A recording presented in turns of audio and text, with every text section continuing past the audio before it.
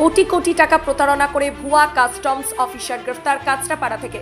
বাজেয়াপ্ত নীল বাতি লাগানো এক্সইউভি গাড়ি উদ্ধার, একটি পিস্তল এবং ফেক কাস্টমস অফিসার সেজে লক্ষ লক্ষ টাকা কাঁচরাপাড়া জোনপুর এলাকা সহ বিভিন্ন জায়গা থেকে হাতিয়ে প্রতারণা মিহির ঘোষ নামে এক ব্যক্তি।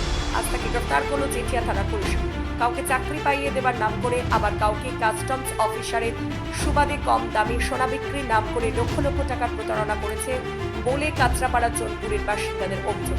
পুলিশ সূত্রের খবর, এই প্রতারক বিভিন্ন মানুষের কাছ থেকে কয়েক কোটি টাকা হাতিয়ে নিয়েছে।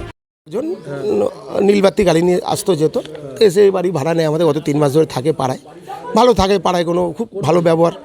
এই বাড়িটা থাকতো, সামনের বাড়িটা, এই বাড়িটা ভাড়া থাকতো উনি। হ্যাঁ ভাড়া থাকতো, ওনার বউ, মা, বাবা আর ওনার বাচ্চা একটা, 4 জন থাকতো ওনারা। থাকতো এবারে এসে আমাদের পাড়ার সাথে বিকেলবেলা ওনার যে অফিস থেকে আসতো, ঘোরাফেরি করতো, মাঠে খেলাধুলো, বাচ্চাদের খেলতো, কথাবার্তা বলতো। সেই সূত্রে আমার সাথে একদিন পরিচয়, দাদা তো তোমার তো ছেলে আছে শিক্ষিত, তো আমি হোমগার্ডের চাকরি এয়ারফোর্সে দিয়ে দেবো, তোমার টাকা পয়সা কোনো লাগবে না, আমি করে দিচ্ছি। যে এসব কথাবার্তা লাস্টে বলে, দাদা 5 লাখ টাকা লাগবে। লাগার পর আমি বললাম, অত টাকা আমার কাছে নিয়ে আমি দিতে পারবো না, আমি তো গরিব লোক, আমি ধার দেনা করে দেবো। তো আমি ওনাকে ধার দেনা করে 1,80,000 টাকা ফোনপেতে দিয়েছি, 50-50-50-30 করে দিয়েছি। এটা দিয়েছি আমি, ধরেন ফেব্রুয়ারি মাসের 14 তারিখে দিয়েছি, 20 তারিখে দিয়েছি, এরকম করে দিয়েছি ওনাকে, 1 মাস ভিতর দিয়েছি টাকা।